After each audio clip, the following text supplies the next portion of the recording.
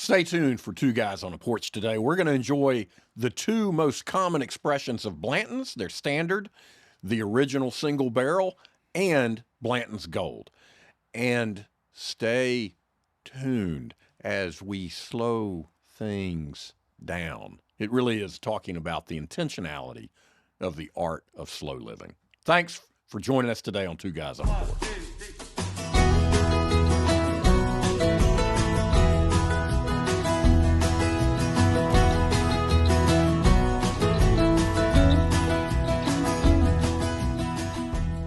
Welcome to Two Guys on a Porch. I'm Jason. This is Bradford. And always we have my hunting dog Kim with us, sitting on the porch on a cold Tennessee afternoon, enjoying our time with a fellowship stick and a glass filled with the flavor of friendship.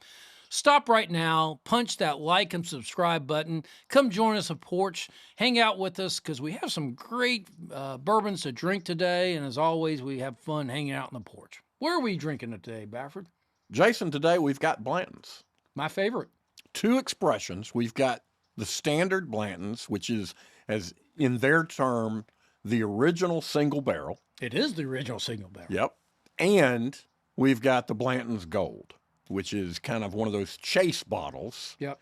That was only international until just 4 or 5 years ago. Yeah, so this is the regular gold, not the Takara Gold. Takara was the version that Takara Shuzo, that was the distributor in Japan back in the 80s, 90s when bourbon was struggling in the U.S. It was doing great over in the Asian markets, and so Blanton's sent a lot of their stuff over there, including a gold version, and they named it the Takara Gold because that was their distributor over there.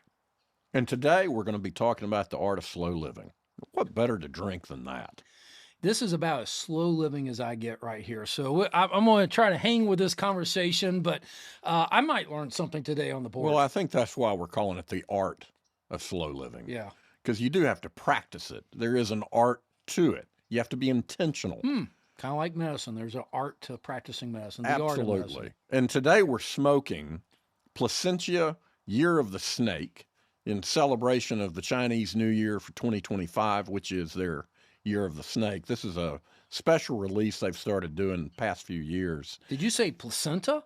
I did not. Thanks, doctor. It is a little confusing as Placentia. And this is, again, shout out to Mission Cigar and Social. If you're in Franklin or Spring Hill, stop by, you're going to feel like you know everybody there. It's like the Cheers theme song where everybody knows your name. Yeah. You'll feel like that after you spend just a little bit of time there. But Monty recommended these to us, and I'm a few minutes in, and it's a great smoke. It is one of our more expensive smokes. This is a $50 cigar. Oh, wow. Now, we've had really good cigars. We've spent $50 on cigars before. What's your take on this relative to other expensive cigars? It's a mild cigar. It's certainly, it's described as medium to full-bodied. I don't pick that up. You know, granted, I'm not the aficionado on cigars. I like what I like, and I don't what I don't like. I don't get a lot out of it. The wrapper has a good taste to it. The smoke itself, I would call it mild. Maybe I'm just smoking enough cigars with you that I'm getting acclimated to cigars. Well, it could be that it's just so well balanced that it doesn't bite you. No, that's exactly right. It doesn't bite. It's a very pleasant cigar to smoke. Yeah, it's a thinner ring gauge. This is a 7x40, so the ring gauge is a lot thinner than what we typically are doing. We're usually at a 50 ring gauge. Again, that ring gauge represents proportions to an inch. 64 would be an inch around, and this is 40/64. So all British in origin, right? I think you're right. And we can't get off our British Americans. We can't get off this British. Everybody likes the royalty. I don't know why, but we can't get off our British. Well, hence my hat. Yeah. Well, actually, I think this is probably derived more from Americans driving cars back in the day, creating an aerodynamic design. Yeah, and the scarf, again, you're stylish today. It's cold on the porch, but man, you and your scarf. Well, they do the trick. They look good and keep me warm. Yeah, they look good. Yeah. I want you to like and comment, not necessarily like a scarf, but comment whether you like Bradford's scarves. Should I wear a scarf or should Bradford take off his scarf? Oh, I'm not taking them off. Yeah. we You can do still want- comment on it. We do want you to like and subscribe. We enjoy doing this. We want to continue doing this. And the more you like it and the more of you that subscribe, the better off we are in the long run. Absolutely.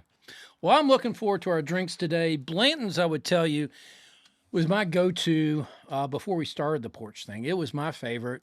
But since Prove it, Jason. Prove that it's your favorite. How would you prove that? well, it's just what I drank. Well, but how many bottles do you have? Well, now I have a lot. Before I did not. Well, relatively. It's more now. But Do you know how many you have? No. You have at least 2 dozen. Yes. Yes, that's safe to say. I know that to be a fact. Yes. It is more than you have of any other whiskey. Yes. Yes. So when you say it's your favorite, proof's in the fact that you own more of Yeah. this than anything else. well, what it came down to is, back in the Scarcity. day, scarcity. So literally back in the day, and I'm not talking that long ago. I mean, 20 years ago, you go to a liquor store, you get Pappy off the shelf. I told this story before. I once literally gave a 23-year-old bottle of Pappy to the future son-in-law of one of my partners. It was the wedding shower, I guess you call it. You're supposed to bring a gift for the soon-to-be bride and groom. So I gave the groom. I didn't even know his name at the time. I gave him a bottle of 23-year-old Pappy. Why? Because it was good, and I went to the liquor store and was there. So it went off the shelf. The next thing that I started, I can't find Pappy. And the next thing I started to like was Willet. Okay, Willet is good. Willet went off the shelf. And so when it came to Blanton's, I found Blanton's. I really like Blanton's. And I'm like, I've learned now, I started to hoard Blanton's. And so there's several different iterations of Blanton's. We have the regular single barrel, which is 93 proof. This is their American Gold, as I call it. That's not the official name, but it came out in 2020. Their Cigar Gold, like I was referencing before, it came out in 92 because they were trying to make money because business was hurting here in the U.S. But they also have black label, green label, a special reserve, a red label. So there's several different iterations of it. But this single barrel that we're having today, they're all single barrels. The 93 proof single barrel is their standard issue. Yeah, and we're going to nerd out a little bit more on it in a little bit, but I do want to get into this topic. So, slow living is something I aspire to. I'm good at it. I enjoy nothing more than sitting on my porch. Could be by myself, could be with my wife, could be with one of my kids or a friend. I really enjoy sitting on the porch, whether I'm having a cigar or, something with the flavor of friendship, to use your phrase or Jason Rogel's phrase from Guidance Whiskey. I really, really do enjoy that more than anything, that downtime. I've got a picture of that my family took. I was visiting my brother, and he said, I'm going to go wash the car. And I'm like, I'll join you. Meaning, I was going to go sit and watch him wash the car while I had a whiskey and a cigar. You missed that spot over there. Get that spot. Yeah, and so there's a picture of him washing the car while I'm relaxing. Excellent. So, two different people, because he doesn't slow down, which is kind of your bent. Yeah. I keep busy. I just can't stand to do nothing. I've got to do something. Even, okay, for family vacation, go down the beach. It's a simplistic vacation. You sit on the beach, you swim. I mean, that would be the very definition of slow living. But I sit there and read a book. I cannot just sit there. That's slow living. Is it slow living? Does that count? I think it does. All right. Well, I catch up on I'll read, several books in that week. I'm down in Florida. I think the challenge is, what do you find relaxing? Yeah. And I think there's the challenge in that is that what someone may define as relaxing really isn't. And they need some accountability with a spouse or family members or friends to go, you're just trying to occupy time where you really need to learn to relax. And I think I've known you long enough, Jason. I know you know how to relax because we've been sitting on a porch doing this for 20 years. Yeah, I guess if you call this slow living, I like slow living, but I enjoy um, I like the challenge of doing things. I like the challenge of learning something new. I like the challenge of learning anything. That's why I learned how to fly, got my pilot's license, got my instrument rating. It's a whole new world. It's a challenge to learn that. Reading, the books I like to read. I love Tom Clancy's stuff because it would Tom Clancy would teach you stuff about the military or the government that you wouldn't know otherwise about, generally speaking, about the defense, the armed services, their special techniques, how they do stuff. How does the Secret Service work? What is their general strategy in protecting the president? Find that interesting. I found that very informative. But even this, if this is slow living, okay, great. I like slow living, but we learn about things. I've learned more about bourbons, whiskeys in general, and cigars sitting here doing this with you. You do the research, and this is, to me, not slow living. It's about learning and experiencing things we haven't otherwise, and talking about strange subjects. What do you think about this? Yeah, I think for me, my pursuit is, can I sit down and catch up on my Smithsonian magazine? I get, usually a weekly email feed. It comes once a month, and I love scouring that. And to your point, learning something new. I've got a stack of books I'm reading through. And so to me, some people may call that torture. And for me, that is just uninterrupted relaxation. And I love that. But other obligations, family, work, Yeah. they prohibit your ability to pursue that. And I think, in everything there's balance, everything there's moderation, or should be. And so when we're talking about the art of slow living, look, you have to work. Yeah. You got to go provide. And so it's not a free ride where, you know what, I'm just going to see where the wind takes me. And, I'm going to trust that I'm going to have a meal and a place to live. And you could end up homeless and hungry. And so there's balance to, if you overindulge in that, you're not really living your life responsibly. So a part of what you're saying, if I can summarize it, is you need to re-energize yourself and also redirect yourself with that slow time. You need to make sure you're running in the right direction. Yeah, I think that's a good way to put it. It's and you have to be intentional. I think you have to plan that time, whether it's with someone else or just some alone time where you can recharge, do something that you're interested in so that you can fulfill the responsibilities you have. It's not just self-indulgent. Yeah. Does that make sense? It absolutely does.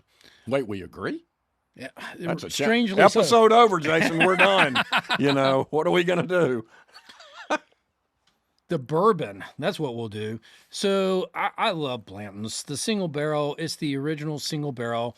Elmer T. Lee, he was the first master distiller at Buffalo Trace.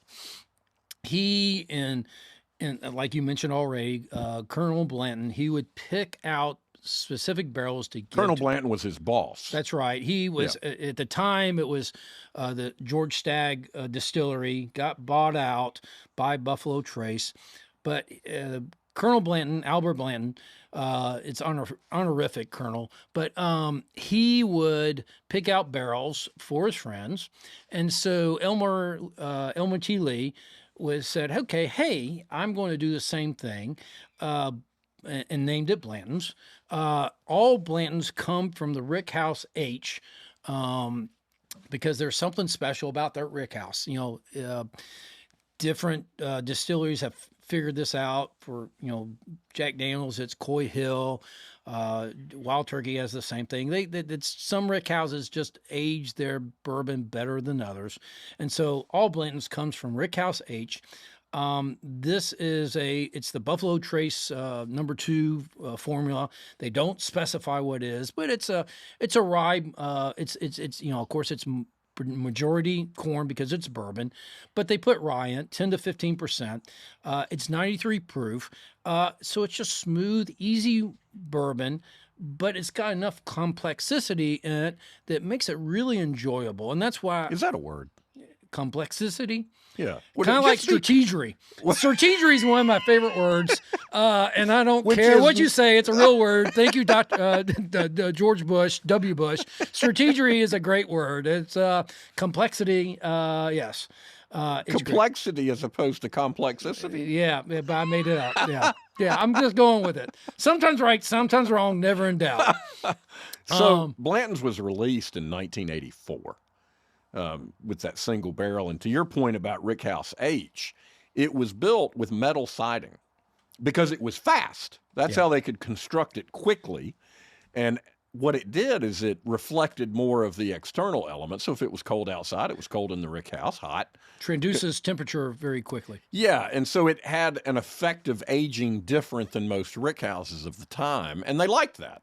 And so it created this signature flavor as a result. And to your point, they still use that rickhouse today.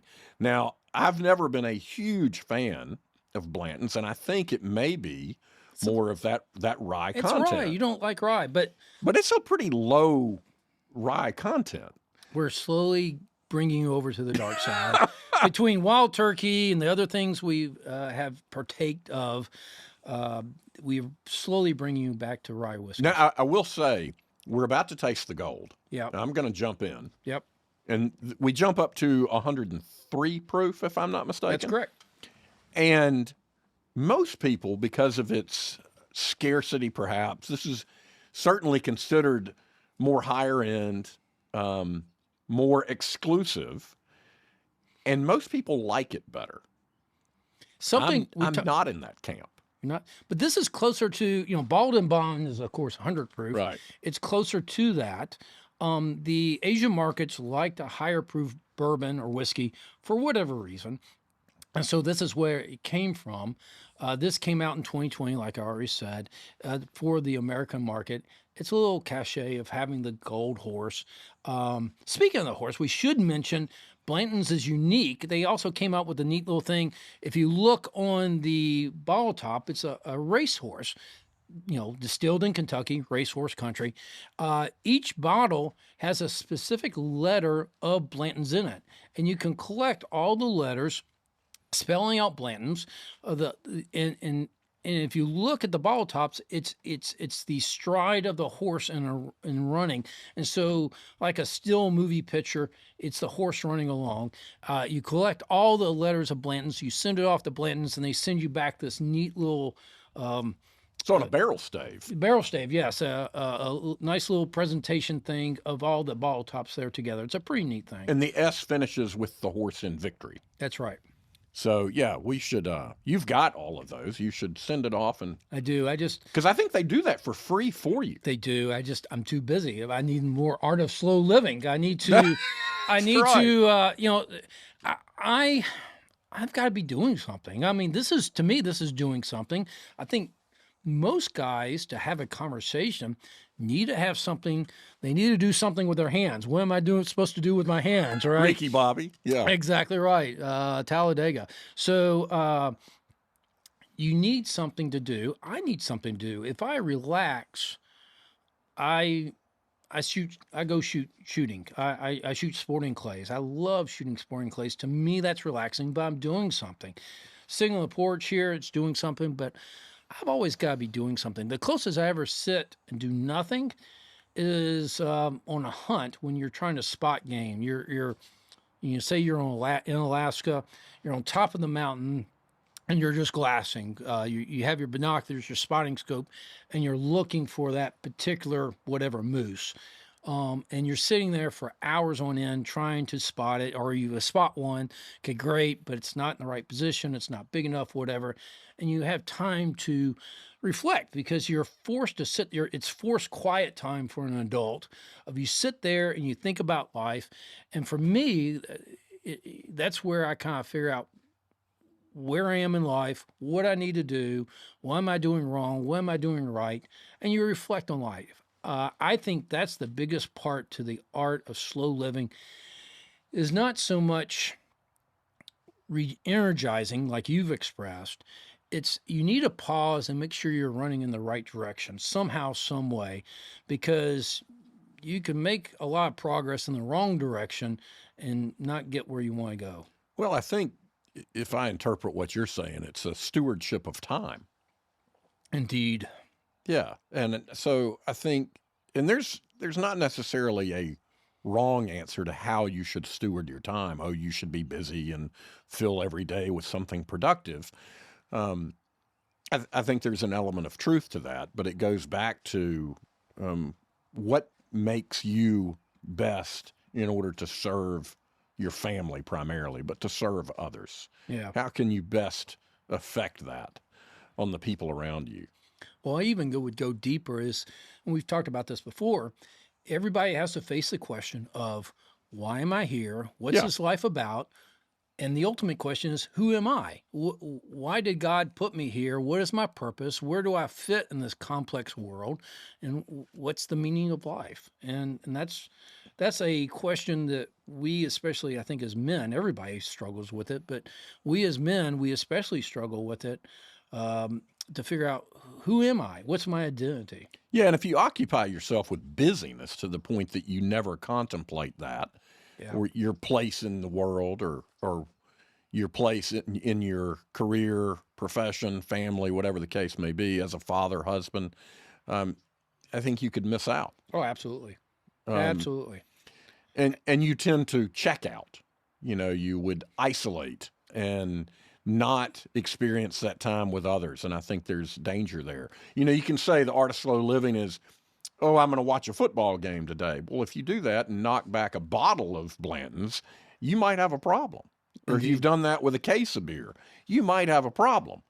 Whereas if you're doing that with friends and sharing a sip here or there, that's a pretty good balance of the art of slow living. Yeah. I have my daughter Ella. She's now a football fan, and so if you're watching that football game with your family, that's now a special time with you and your family. Mm-hmm. So that could be beneficial if you're isolating yourself to the neglect of others. Maybe not so much so. Yeah, we have a niece who's living with us now who doesn't know anything about football, nor does she enjoy it. However, we had a group of family watching the Auburn-Alabama game recently with a combination of Who won that game? Anyway, we had a combination of Auburn fans and Alabama fans, and it was an exciting game, and we were all really into it. And after the game, because of that experience, her response was, maybe I should learn something about football. Yeah. Because she experienced that together. Yeah. As a family. And so that part was really cool. Yeah. Again, I think you need something that kind of goes on in the background to bring everybody together sometimes. You can't just let's come sit at a table and stare at each other. You need, this whole porch experience started with a bunch of us guys getting together, playing poker, not for money. It was, $10, $20 whole night spend, but playing poker and hanging out with each other. It was that model, that fellowship together that made us think of doing this right here. Yeah, absolutely. So you've had time to contemplate the Blanton's Gold. Yeah. Now, how do you compare this to the standard? It's better. See, I disagree. I'm sorry, you're wrong again. So you tell me why it's better, and I'll tell you why it's not. Complexity. It's more complex.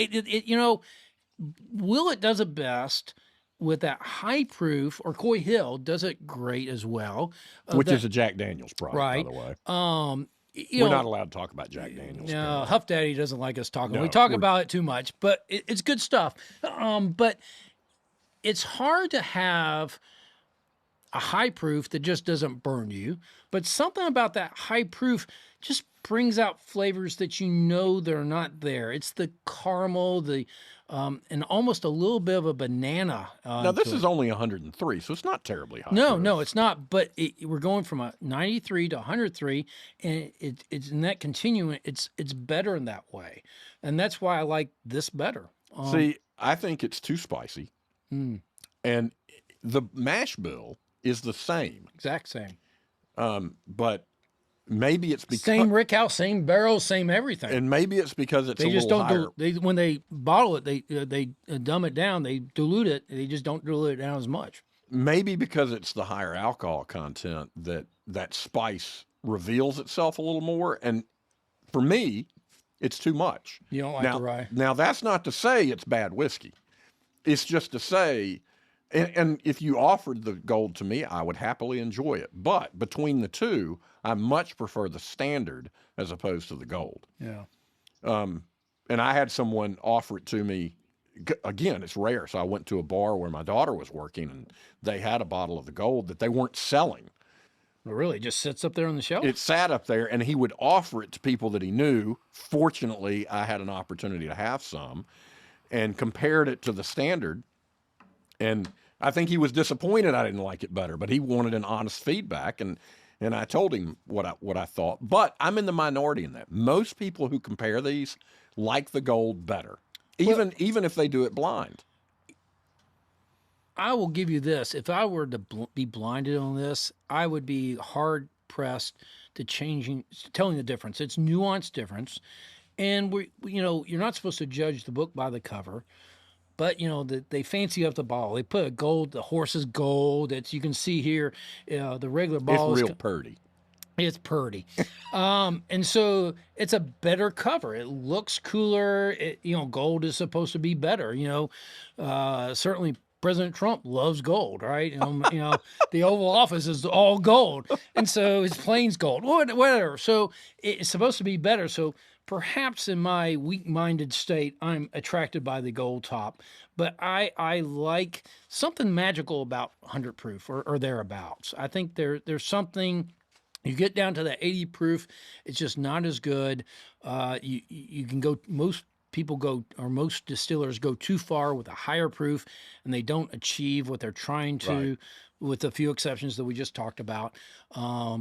But I think this is a nice balance. I think what is remarkable about Blanton's, because it is all single barrel, is the consistency of those barrels is unbelievable. Yeah, If you compare bottle to bottle, you can't tell a difference, yeah, at least to my experience. I totally And agree. you've got dozens of these, Yeah. and so I think that's a Well, true statement. I wasn't going to be run out of the market. I wasn't going to be sold out. I got sold out by Pappy and Willett. So Yeah. I wasn't going to lose out in Blanton's. I stockpiled, hoarded it, I think is what you would call it. Yeah, and it is on the market more readily now than it was, and I think part of that is because there's a dilution in bourbon consumption. Oh, absolutely. And I think one of the benefits for bourbon lovers that we're going to see in the next few years are super aged whiskeys. There's always going to be the chase bottles, but I think just as a standard, we're going to see more and more super aged because they don't want to release it in a down market.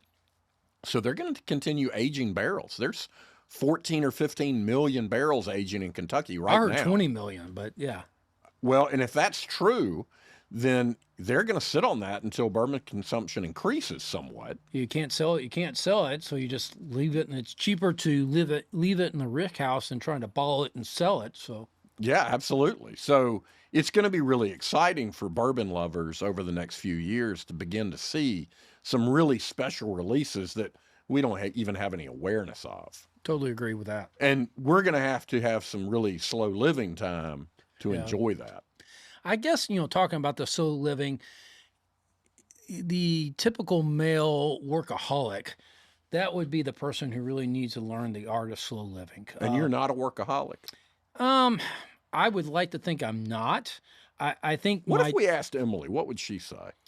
I think she would say the same thing I would, is that it's a calling, and part of that calling, that I've been called to, it involves long hours. And I try to, on the flip side of that, create special time. Yeah. We've talked about this before of I'm very intentional about my time. Sunday night is grilling out. Saturday mornings is making breakfast. But certainly I don't work as much now as I used to in residency. Honestly, it was at least 100 hours a week. Most of the time near 120. There's only 160 hours in the week total. And so you had to be very intentional. And so, we've been married 32 years. The intentionality there was every week we went out on a date. It may be a Tuesday night. It may be, and we were poor in residency. Residency, you don't make much money.